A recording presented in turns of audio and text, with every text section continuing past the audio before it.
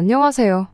없는 형편에 두 사람 힘을 합쳐 열심히 살면 사는 게 조금 고달플지언정 같이 고생하는 만큼 행복하게 잘 살 수 있을 거라 믿었는데 이렇게 파혼하게 되다니.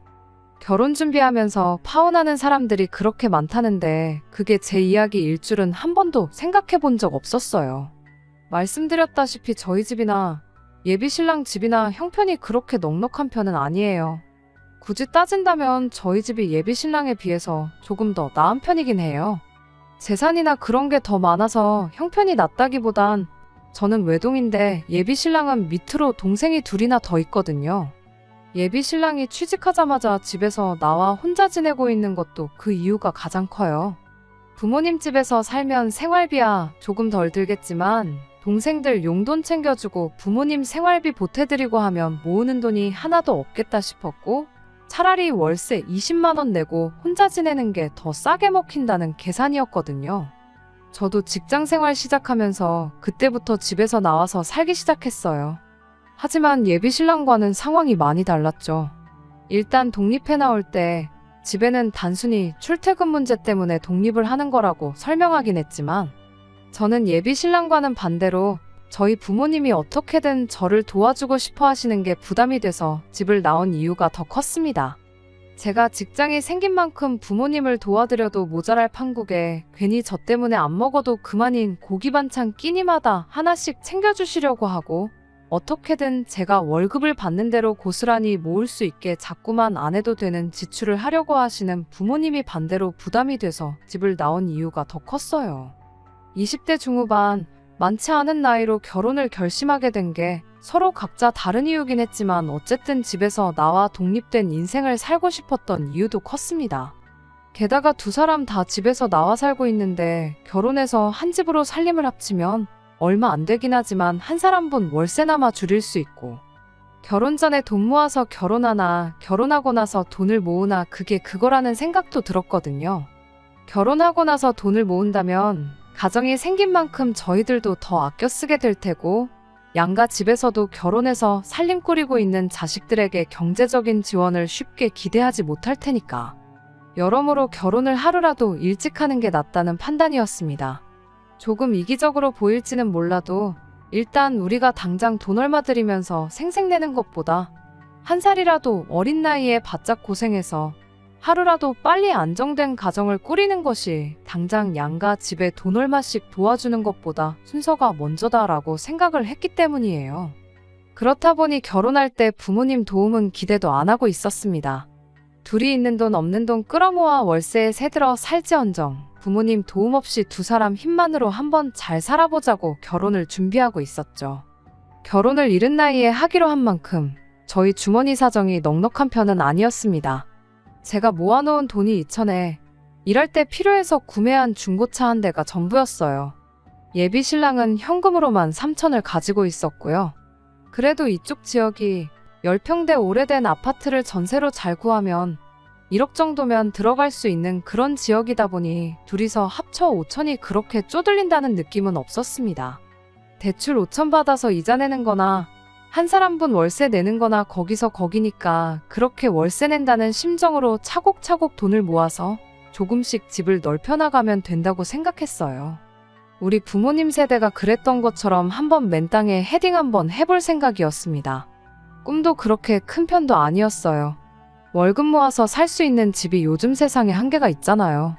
그냥 나중에 아이 둘 낳고 내 가족이서 부족함 없이 살만한 그런 적당한 아파트 구하고 나면 그때부터는 돈 욕심 그만 부리고 그때부터 우리 두 사람 인생도 즐기고 아이들 키우면서 화목한 가정도 이루며 동시에 가족들도 챙기고 그럴 생각이었습니다.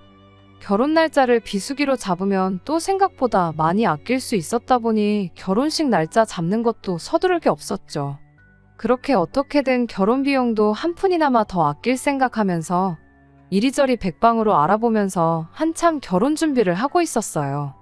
그렇게 한참 결혼 준비하면서 열심히 인생을 살아가던 중 어느 날 예비 시어머니하고 한번 같이 식사 자리를 갖게 된 적이 있었습니다. 예비 신랑도 그간 바빴던 건지 예비 시댁에 한 달 반, 거의 2달 가까이 밟기를 못했던 것 같아 보였어요. 예비 시어머니가 예비 신랑한테 먼저 얼굴 까먹겠다는 말을 꺼내셨고, 예비 신랑도 예비 시어머니한테 요즘 통 바빠서 시간이 나질 않는다며 그간 어떻게 지내셨냐 안부 인사를 물었습니다. 그리고 그 질문에 예비 시어머니가 툭 던지듯 말 한마디를 꺼냈습니다. 이 모든 일의 시작이나 마찬가지인 말이었죠. 니들 결혼한다고 요즘 집 알아보러 다니느라 아주 피곤해 죽겠다고 그런 말을 꺼내왔으니까요. 생각도 못한 말에 저희 둘 다 깜짝 놀랐죠. 집안 형편 힘들다고 땡전 한 푼 받을 생각도 없었는데 난데없이 집을 알아보고 계신다니까 말이에요. 안 그래도 그때쯤 저희가 신혼집 하면 좋겠다고 이래저래 알아보던 아파트가 하나 있었는데 알아볼 필요도 없이 그 집을 해주시면 안 되겠냐 말할까 말까 엄청 고민을 했어요. 왜냐하면 예비 신랑이랑 제가 다니는 회사가 서로 위치가 다르다 보니까 신혼집을 구하는 데 있어서 위치가 중요한 고려사항 중 하나였거든요. 물론 제가 차가 있는 만큼 신혼집 위치가 어디든 간에 조금 유리한 편이기는 했지만 그래도 일할 때도 하루 종일 운전해서 다니는데 출퇴근 거리라도 조금 가까웠으면 싶은 욕심이 있었거든요. 그런데 예비 시어머니는 그런 부분은 하나도 모르는 상황일 테니까 집을 어디에 구해야 하는지는 생각도 못하고 계실 거 아니겠어요? 그래도 일단은 입 꾹 닫고 가만히 있었죠. 그런 거에 대해서 이야기를 꺼낸다면 그건 제가 아니라 아들인 예비 신랑이 물어보는 게 맞다고 생각했거든요. 하지만 예비 신랑은 그날 우리 신혼집에 대한 이야기를 꺼내지 않았어요. 그날 그 자리에서 집에 대한 이야기는 예비 시어머니가 집을 알아보느라 바쁘다고 꺼낸 그 말 한마디가 전부였지요. 그날 식사 마치고 집에 돌아가는 길에 예비 신랑한테 단도직입적으로 물어봤어요. 이왕 집을 해주신다는 거 우리가 알아보고 있는 그쪽 동네로 알아봐 주시면 안 되냐고 말씀드리는 게 어떻겠냐고요. 그런데 예비 신랑이 그건 좀 그렇다며 한 발 빼더군요. 예비 시어머니 예산이 얼마인지도 모르는데 너무 우리 요구사항을 먼저 말하는 게 좋아 보이지는 않는다면서요. 먼저 어머니가 집을 알아봐 오시면 그때 우리한테 해주려는 예산이 얼마나 되는지 그런 게 대충 감이 오지 않겠냐고. 우리 모아놓은 돈도 있고 대출도 받을 계획인데 그런 거 다 감안해서 예비 시어머니가 우리한테 해주려는 돈이 대략 얼마인지 감을 잡고 그때 가서 말을 꺼내도 늦지 않다는 거예요. 그때는 남자친구 말이 충분히 합리적이라고 생각해서 그렇게 하기로 했습니다.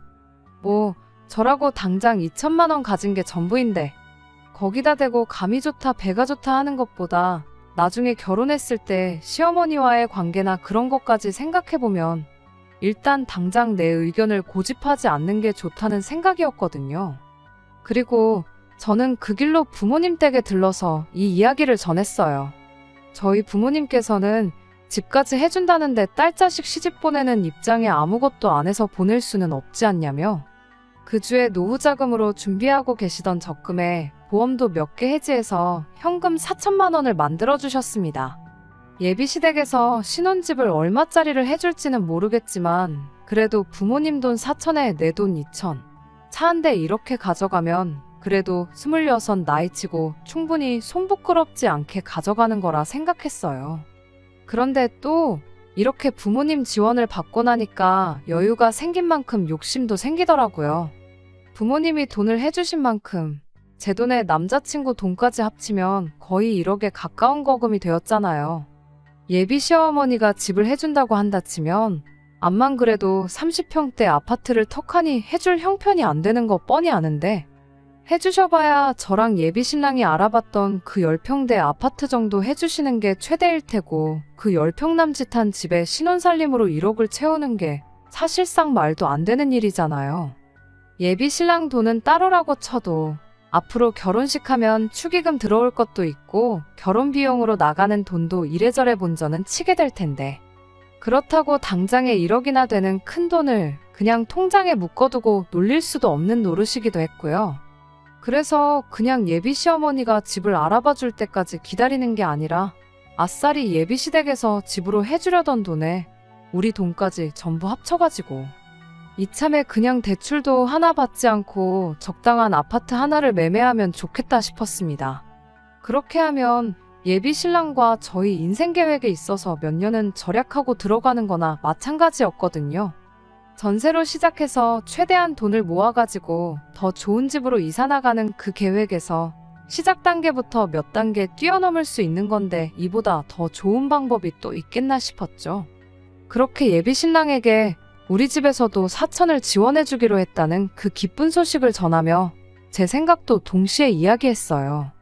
예비 신랑도 듣고 보니 제 말이 일리가 있는 소리라며 어머니가 집을 구해줄 때까지 기다리는 것보다 네 돈 내 돈 할 것 없이 전부 모아 합쳐가지고 집을 매매하는 쪽으로 이야기를 해보겠다고 기대에 차서 이야기를 해왔어요. 그런데 한국말은 끝까지 들어봐야 안다는 말이 그 말이 뭔지 딱 알겠더라고요. 예비 시어머니가 꺼냈던 니들 결혼한다고 집을 알아보고 있다던 그 말이 전후 사정 생각 안 하고 맨 처음에 나온 니들 결혼이라는 그 말 한마디 때문에 저희가 착각을 했던 겁니다. 저희 결혼 때문에 집을 구하는 건 맞았지만 저희 살 집을 구해준다는 게 아니고 당신들 이사 나갈 집을 알아보고 있었던 거예요. 예비 신랑 밑으로 동생들이 지내기 좀 더 편한 곳으로 말이죠. 저희 결혼하는 건 결혼하는 거고 이사는 이사대로 따로였던 겁니다. 사실 그걸 가지고 누구 탓을 할 수는 없었어요. 우리가 김치국을 마셔도 한참 잘못 마신 거였으니까요. 하지만 저희 부모님은 그것 때문에 들고 있던 보험도 잘 모으고 있던 적금까지 깼는데 그거 생각하면 정말 저희 부모님 볼 면목이 없더군요. 집에 가서 부모님께 어떻게 말을 꺼내야 하는지도 정말 고민이었어요. 거의 2주 가까이 그 충격에 결혼 준비도 뒷전으로 미루고 걸려오는 부모님 전화도 피하고 혼자서 쓸데없는 고민하는데 시간을 허비했습니다. 그런데 막상 부모님께 이 이야기를 전하니 사정이 그런데 충분히 그럴 수도 있는 거 아니겠냐며 오히려 그냥 무심코 던진 말에 그런 착각을 할 만큼 결혼하는데 아무 도움도 못 해준 게 미안하다며 저한테 되려 사과를 하시더라고요. 그러면서 그 돈은 이미 그렇게 된 거 그냥 저 결혼하는데 보태주는 돈으로 할 테니 요긴하게 쓰라고까지 하셨죠. 정말 죄송스럽고 감사한 마음에 눈물이 다 날 지경이었습니다. 아무튼 그렇게 계획 하나가 잘못 들이킨 김칫국 한 사발 때문에 완전히 헝클어지긴 했지만 저희 부모님의 배려로 결혼 자금은 거의 2배 가까이 늘어나게 된 상황이었습니다. 원래도 제가 이천에 중고차 한 대 대충 1,000만 원 잡고 예비 신랑 돈 3천만 원 이렇게 해서 각자 3천씩 반반 결혼을 하는 거라고 생각하고 있었는데 이렇게 된 거 예비 신랑도 예비 시부모님께 어떻게 상황을 잘 설명해서 조금이나마 지원을 받아왔으면 좋겠다 싶었죠. 그렇게 되면 반반 결혼 맞춰서 하는 거니 어디서 말 나올 것도 없고 그렇게 하는 게 공평한 거니까 말이에요. 그렇게 되면 둘이 각각 7천씩 1억 4천 정도를 해오는 게 되는 거니까 애초에 계획했던 것처럼 대출금 껴서 신혼집을 전세가 아니라 매매로 들어가면 좋겠다는 생각이었습니다. 그것만 해도 당초 저희 계획에서 한 계단 뛰어넘어 시작하는 거나 마찬가지였으니 말이죠.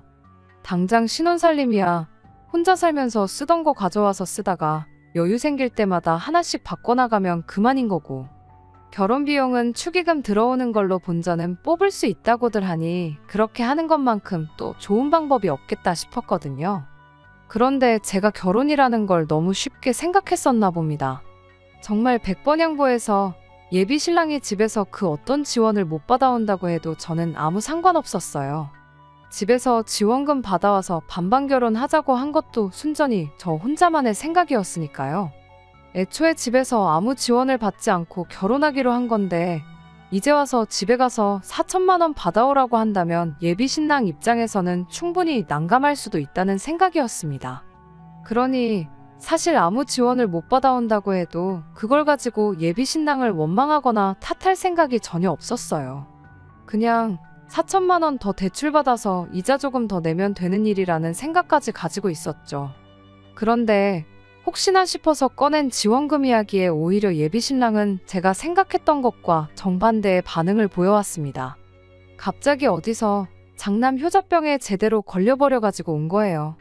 4천만 원 이야기를 꺼내니 되려 예비 신랑이 안 그래도 저한테 기니 할 이야기가 있었다며 입을 열었습니다. 집에서 지원을 받아오는 게 아니라 자기가 결혼 자금으로 모아놓은 3천만 원을 자기 가족들한테 주고 싶다는 거예요. 그게 무슨 소리냐 했더니 자기가 너무 돈 생각만 해서 여지껏 가족들을 너무 모른 척 했던 것 같다는 겁니다. 이제 와서 부모님이 왜 이사를 가시는 건가 생각해 봤다는 거예요. 자기가 집을 나가 산 지도 어언 3년 차가 되어 가는데 동생들 편하게 해주려고 이사를 가는 거면 갔어도 진작에 갔으면 됐었다는 거죠.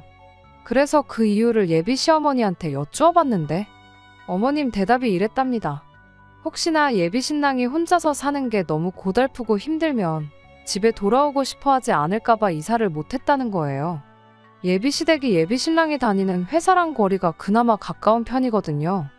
말인즉슨 동생들 공부 때문에 이사를 하게 된다면 동시에 예비 신랑 네 회사랑 거리가 크게 멀어진다는 거죠. 그럼 예비 신랑이 혼자 지내는 게 힘들어서 집에 돌아오기로 결심했을 때 회사까지 거리가 멀어진 만큼 몸이 고생을 한다는 소리인 거고요. 그런데 이번에 결혼을 하기로 한 만큼 더 이상 남자친구가 돌아올 집이 필요가 없어진 거나 마찬가지니 그제서야 어머님이 다른 두 자식들 지내기 편한 곳으로 이사를 나갈 결심을 하셨다는 겁니다.